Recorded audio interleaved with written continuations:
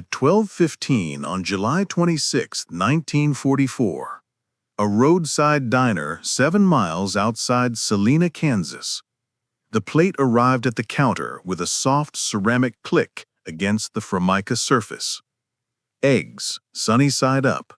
Bacon, crisp and glistening with fat. Toast, buttered and cut diagonal. Hash browns, golden brown and still steaming.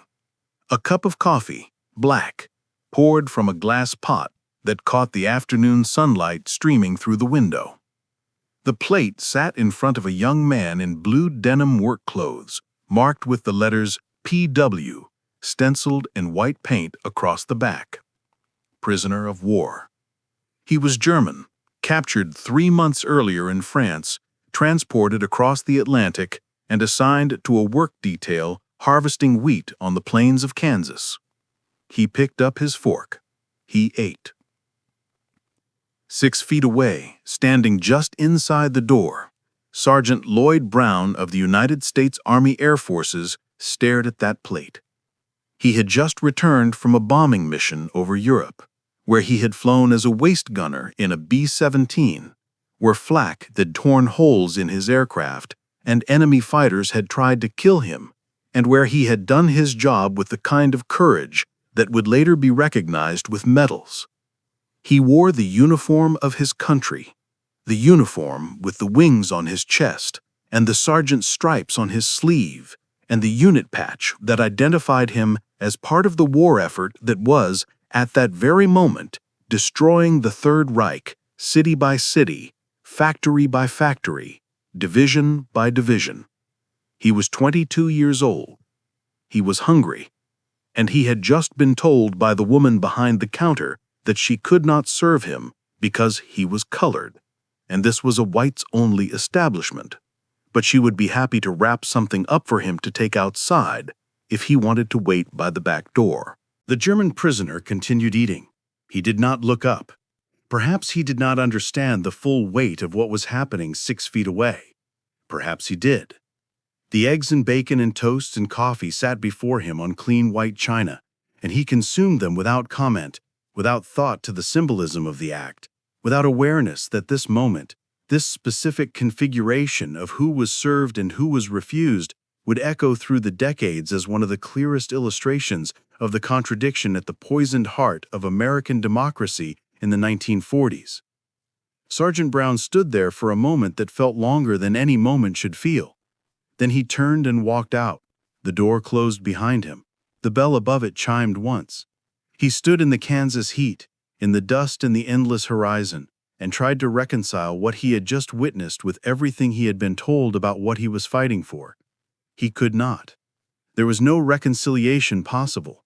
There was only the fact of the plate, the food on it, the man eating it, and the door through which he had been politely, firmly, absolutely excluded. That plate of eggs and bacon became, in that instant, more than a meal. It became evidence. It became symbol. It became the physical manifestation of an irony so profound that it would ultimately shame a nation and help ignite the transformation that would follow.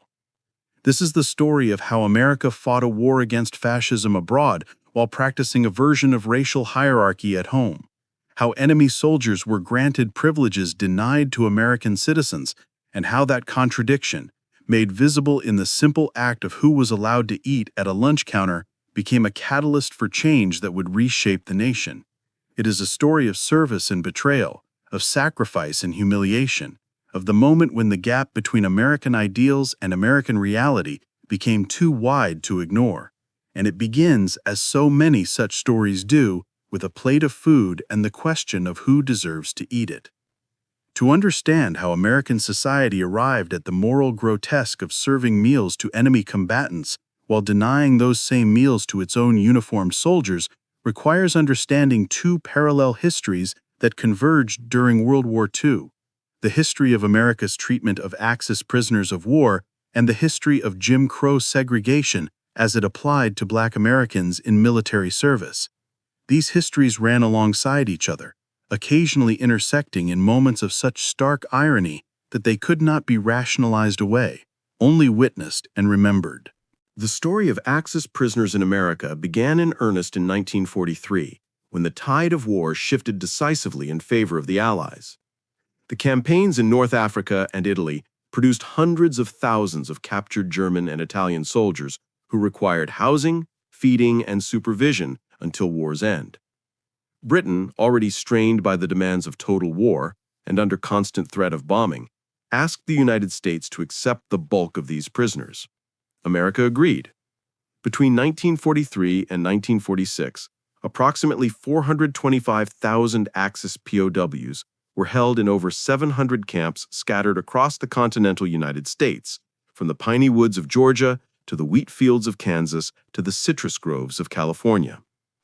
The Geneva Convention of 1929, which both the United States and Germany had signed, established specific requirements for the treatment of prisoners of war. POWs were to be housed in conditions similar to those of the captor's own troops. They were to receive adequate food and medical care. They could be required to work, but must be compensated for their labor. They were not to be subjected to cruelty, humiliation, or conditions that violated their dignity as human beings. The United States, committed at least in principle to following international law, took these obligations seriously.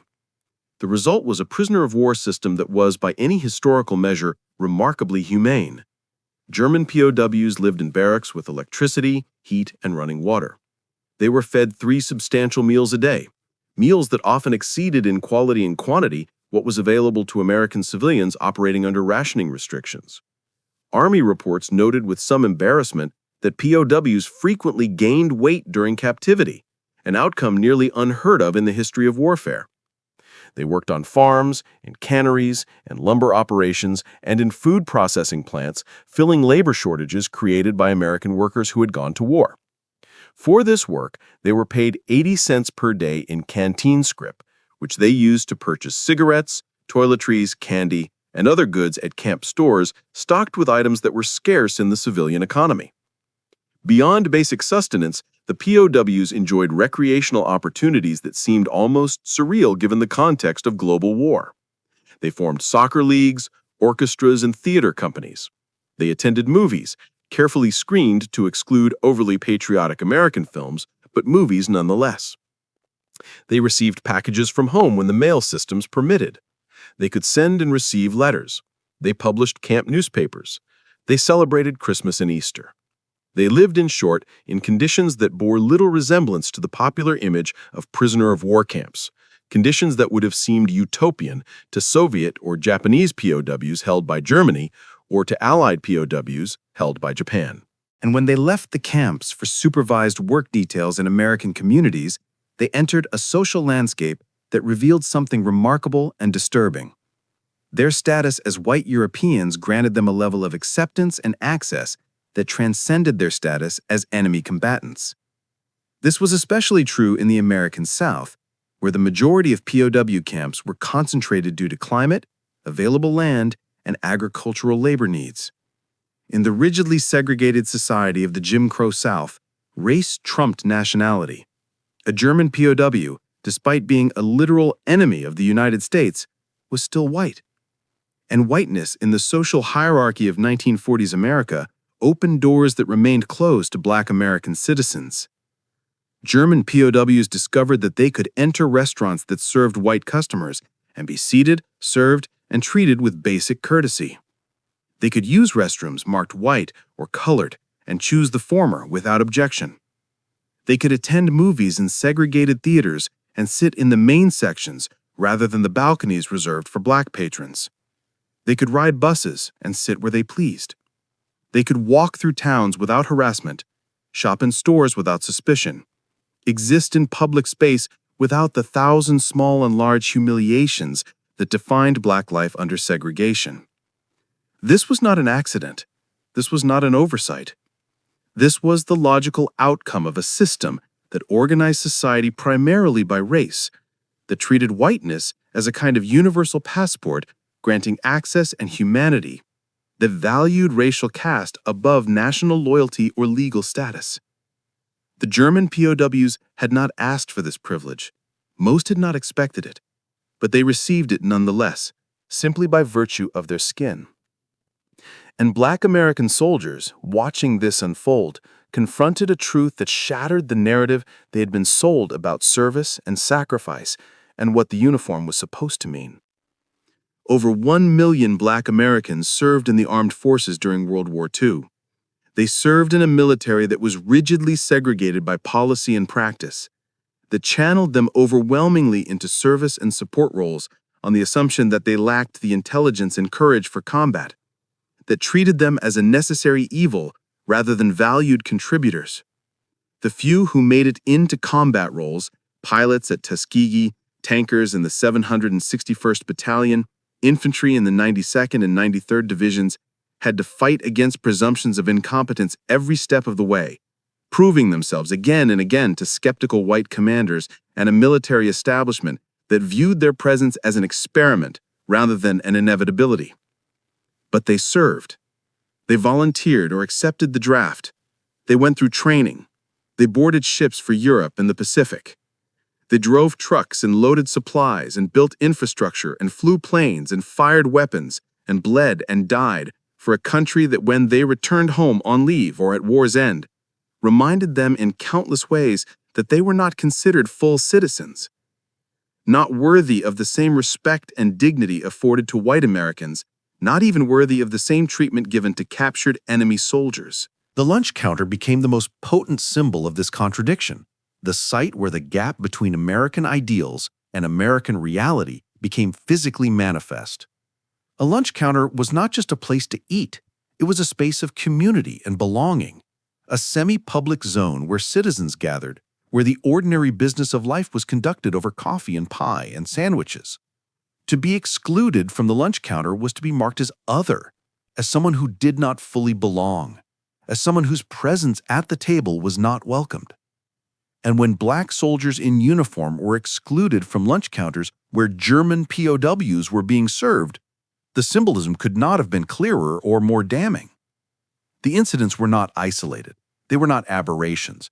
They were systemic, repeated across the South and in parts of the North and West, documented in military reports and veteran testimonies and contemporary accounts.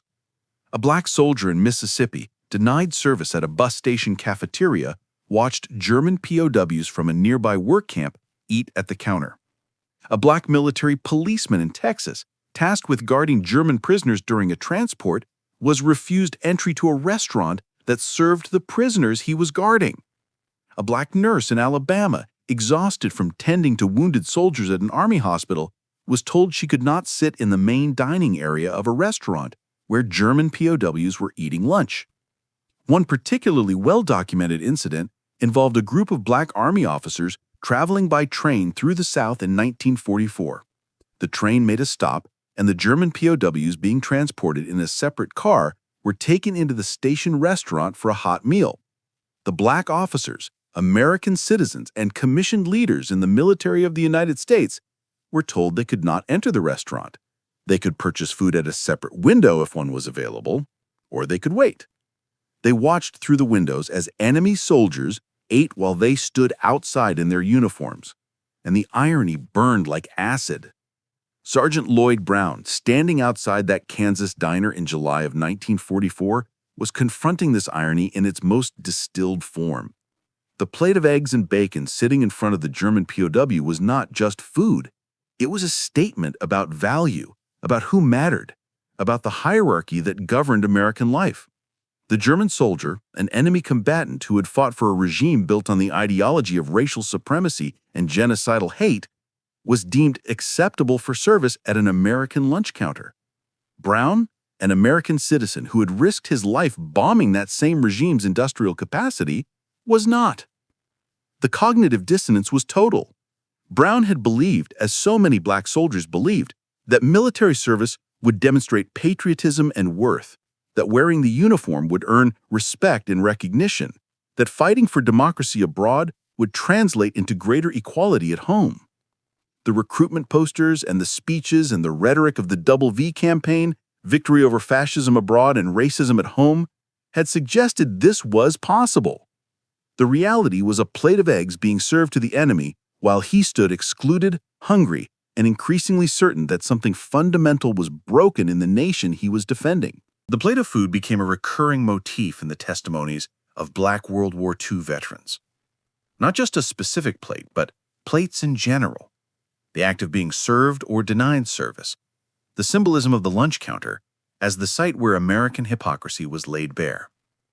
In oral histories collected decades later, veterans would return again and again to these moments. They would describe the food in detail, what was on the plate, how it looked, how it smelled. They would describe who was eating it and who was not allowed to. And they would describe the feeling, the mixture of rage and humiliation and bitter clarity that came with understanding that their service did not matter as much as their skin. The German POWs, for their part, reacted to this situation with a range of responses. Some were indifferent, focused on their own survival and comfort, and eager to simply endure their captivity until they could return home. Some were quietly relieved, grateful that their whiteness afforded them protections and privileges they had not expected in enemy territory. But some were disturbed, made uncomfortable by the visible inequality, by the recognition that they were benefiting from a system that echoed the racial laws of the regime they had served. In letters and post-war interviews, a number of former German POWs described their confusion and discomfort at witnessing Jim Crow segregation. One former prisoner, held at a camp in Georgia, recalled being taken to work at a farm where he was invited to eat Sunday dinner with the white farm family, while the black farmhands, American citizens, ate separately outside. He said it reminded him of the Nuremberg laws, the Nazi racial legislation that had stripped Jews of citizenship and segregated them from German society. He had thought America was different, that it stood for something better. Seeing the reality, he felt a kind of moral vertigo. Another German POW, interviewed in the 1980s, recalled attending a movie at a theater in a southern town and being seated in the main section while Black American soldiers were directed to a separate balcony. He said that he had grown up with Nazi propaganda about racial hierarchy and had absorbed some of it without much thought. But seeing America practice its own version of segregation made him question what he had been taught about American moral superiority, made him wonder what the war had really been about if both sides believed in racial caste. These were not common reactions, but they were documented, and they suggest that even some of the prisoners recognized the fundamental wrongness of a system that treated them better than the soldiers guarding them. The irony was not lost on everyone. It sat there on the plate, impossible to ignore for those willing to see it. For Black soldiers, the experience of watching enemy combatants receive privileges they were denied became a radicalizing force. These were men who had enlisted or been drafted with a mixture of patriotism, economic necessity, and hope that service would prove their worth and advance the cause of civil rights. Many had believed in the promise implicit in military service, that sacrifice would be rewarded with recognition, that defending democracy abroad would strengthen democracy at home. The lunch counter incidents shattered that belief. Medgar Evers, who would later become a towering figure in the civil rights movement before his assassination in 1963, was a World War II veteran who served in France and Germany. He returned to Mississippi and attempted to register to vote in 1946, only to be turned away by a white mob. He later said that his war experience, seeing what Black soldiers could accomplish, seeing how European civilians treated Black soldiers with more respect than white Americans did, and seeing the contradiction between American rhetoric and American practice, radicalized him.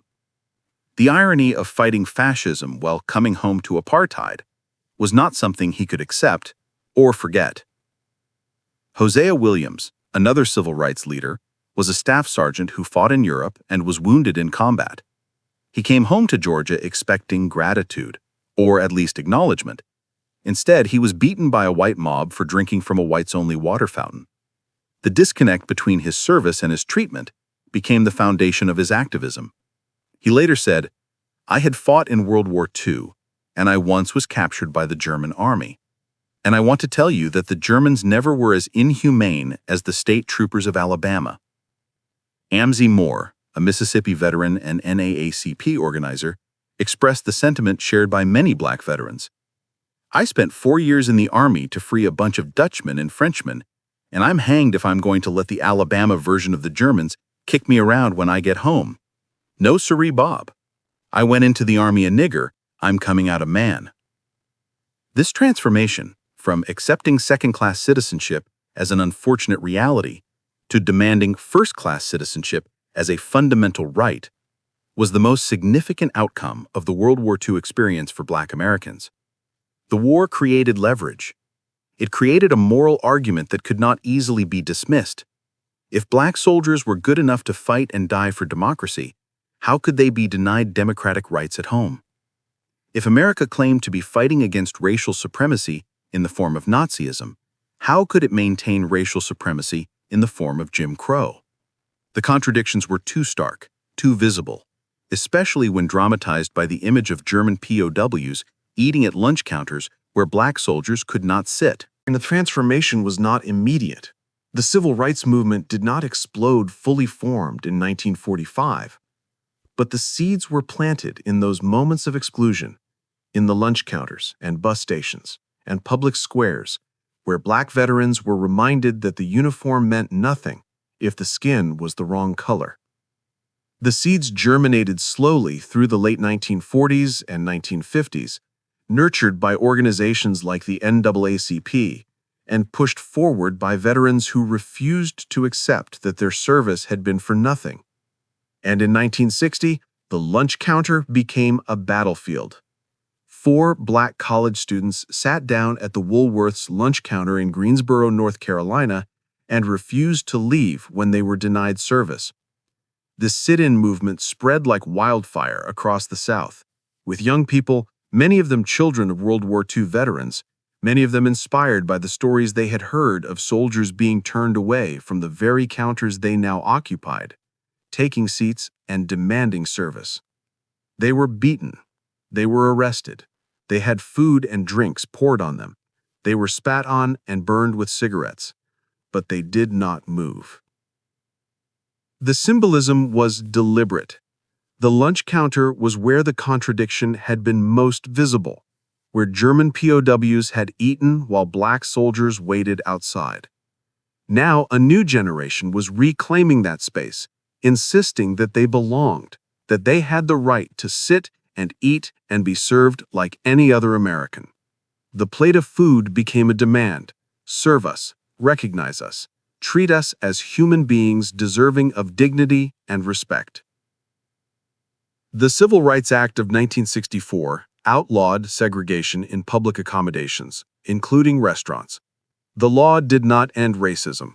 It did not erase decades of humiliation or repair the damage done to those who had been excluded, but it removed the legal foundation of the lunch counter as a site of segregation. A Black American could now, by law, sit at any counter, in any restaurant, in any state, and demand service.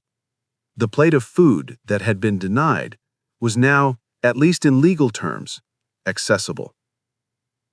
This victory was built on the sacrifices of many, but among them were the World War II veterans who had experienced the ultimate irony of American democracy and refused to accept it as permanent.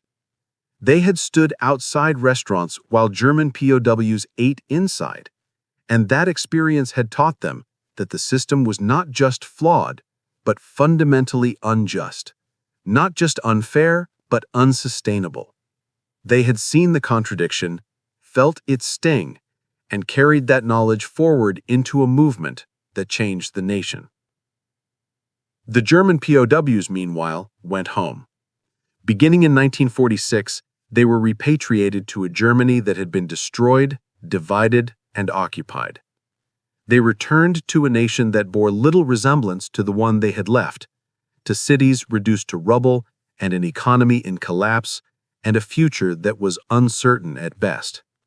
For many, the time in American captivity had been the safest, most comfortable period of the entire war. They had been fed well, housed adequately, treated with a level of humanity that stood in sharp contrast to the brutality of the Eastern Front or the devastation of the bombing campaigns. Some spoke of their American captivity with a kind of nostalgia, as a strange interlude when they had been enemies in name but treated almost as guests. A few chose to return to America after restrictions were lifted, having fallen in love with American women or seen economic opportunities or simply grown fond of the landscapes where they had worked. They immigrated, became citizens, integrated into American society.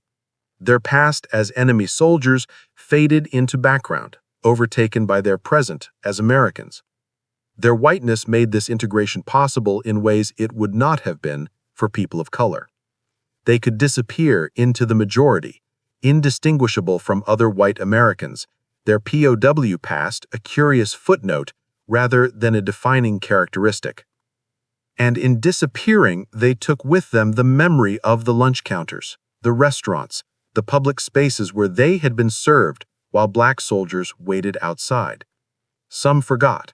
Some never thought it remarkable to begin with. But some carried a quiet discomfort, a recognition that they had been the beneficiaries of a system that was profoundly unjust, that their comfort had been purchased at the cost of others' humiliation. In 1993, a German immigrant named Hans Massaquoi published an autobiography titled Destined to Witness, Growing Up Black in Nazi Germany. Massaquoi was the son of a German mother and a Liberian father, and he had grown up in Hamburg under the Third Reich as one of the few black people in Germany.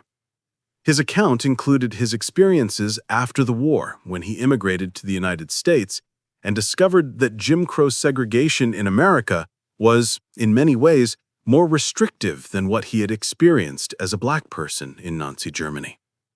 He wrote of the shock of being denied service in restaurants, of being forced to use separate facilities, of discovering that America practiced its own version of racial hierarchy.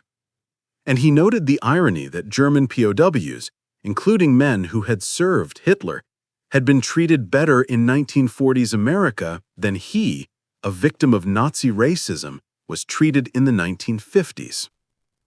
The irony persisted, documented and undeniable. Sergeant Lloyd Brown lived until 1993. After the war, he became an educator and a writer, contributing to the documentation of black military history and the civil rights struggle.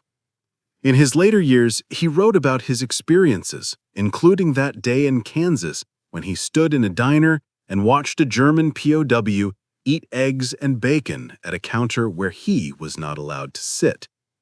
He described the moment as a turning point, the instant when he understood that the war he was fighting had two fronts, one against fascism abroad and one against racism at home. He described the plate of food as a symbol that haunted him, a reminder of what he had been denied and what he was determined to change. In his final interview before his death, he was asked if he thought the civil rights victories had been worth the struggle, if the changes in American society justified the decades of effort and sacrifice. He paused, then said, "Would I walk into a restaurant today and sit at the counter and order a meal, and no one tells me I can't? I remember Kansas. I remember that German boy eating eggs while I stood outside. And I think about all the people who fought so that moment would never happen again. Was it worth it? Yes. Because that plate of food, the one I was denied, it wasn't just about being hungry. It was about being human. And we won that fight." The plate of food, the lunch counter, the space where American democracy's contradictions were laid bare, and where eventually those contradictions were confronted and partially resolved. The journey from exclusion to inclusion was long and painful, marked by violence and resistance and setbacks. But it was a journey that began, in many ways, with the recognition that something was fundamentally wrong with a system that served meals to enemies while denying them to citizens. The story of German POWs and black soldiers is not a comfortable story. It does not fit neatly into narratives of American exceptionalism or the greatest generation's unified sacrifice. It is a story of hypocrisy and hierarchy, of how a nation fighting for freedom abroad maintains systems of oppression at home, of how the ideals enshrined in founding documents were selectively applied based on race. It is a story that forces confrontation with the gap between what America claimed to be and what it actually was. But it is also a story of transformation, of how contradictions create pressure for change, of how individuals experiencing injustice can channel that experience into movements that reshape society. The Black veterans who were denied lunch counters did not accept that denial as permanent. They used the moral authority of their service, the clarity of the contradiction they had witnessed, and the organizing traditions of their communities to build a movement that dismantled the legal architecture of segregation. The plate of food served to the German POW while the Black soldier waited outside was an injustice, but it was also evidence, ammunition in the long fight for civil rights, proof that the system was indefensible and unsustainable. Every time a veteran told that story, every time the irony was documented and shared and discussed, it chipped away at the justifications for segregation, at the arguments that separate could be equal, at the comfortable lies white America told itself about the justice of the racial order. And, in the end, the plate of food became a symbol of victory. When the Woolworth's lunch counter in Greensboro was finally integrated, when Black students sat and were served, when the long campaign of sit-ins and protests and legal challenges broke down the barriers that had kept people from the table, that was the plate of food reclaimed. That was the lunch counter transformed from a site of exclusion to a space of belonging. That was the nation, slowly and incompletely, beginning to live up to its stated ideals. The German POWs are gone now, the last of them having died in the early years of the 21st century. The Black World War II veterans are nearly all gone too, their numbers dwindling each year, their lived memories of the contradictions slipping away. The lunch counters where these encounters occurred have mostly disappeared, replaced or remodeled or torn down, the sites unmarked and forgotten. But the story remains. It remains because it teaches something essential about the nature of democracy and the ongoing struggle to make it real. It teaches that contradictions between ideals and practice create unsustainable pressure. It teaches that those who experience injustice directly are often the ones who develop the clearest vision of what justice requires. It teaches that symbols matter, that who sits at the table and who is excluded says something fundamental about a society's values. And it teaches that change, while never easy or complete, is possible. The plate of food that was denied to Sergeant Brown in 1944 would not be denied to a Black soldier in 1964. The lunch counter that excluded Black veterans in the 1940s would become, by the 1960s, a site of resistance and transformation.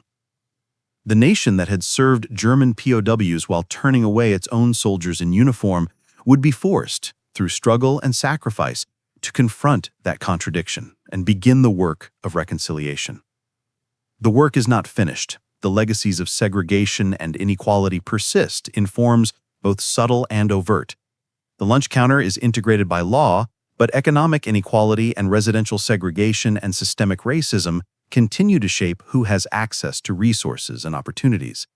The plate of food is legally available to all, but poverty and discrimination determine who can afford it and where it can be comfortably consumed. But the direction is clear. The arc bends, however slowly, because people bend it. The Black veterans who stood outside restaurants while German POWs ate inside took that experience and transformed it into activism, into organizing, into a movement that changed laws and shifted consciousness. Their service to the nation did not end when they took off the uniform. It continued in the civil rights movement, in the sit-ins and marches and legal battles, in the patient, persistent work of making democracy more than a slogan. The plate of eggs and bacon that the German POW ate in that Kansas diner on July 26, 1944, was just a meal, but it was also a moment of moral clarity, a snapshot of American contradiction, a catalyst for transformation. It was evidence that could not be explained away, irony that could not be rationalized, injustice that could not be sustained. And when Sergeant Lloyd Brown walked out of that diner, when he stood in the heat and the dust and tried to reconcile what he had witnessed with what he believed about his country, he carried with him a truth that would help change the nation, that a democracy that denies its own citizens while welcoming its enemies to the table is not a democracy at all, but a hollow performance of ideals it does not practice. The fight to close that gap, to make the performance real, to ensure that every American can sit at the counter and be served, that fight was worth fighting. The veterans who fought it knew the cost because they had paid it in humiliation and exclusion and the bitter knowledge that their service was not honored. But they fought anyway, and they won victories that transformed the nation. The German POWs ate at the counter. The black soldiers waited outside.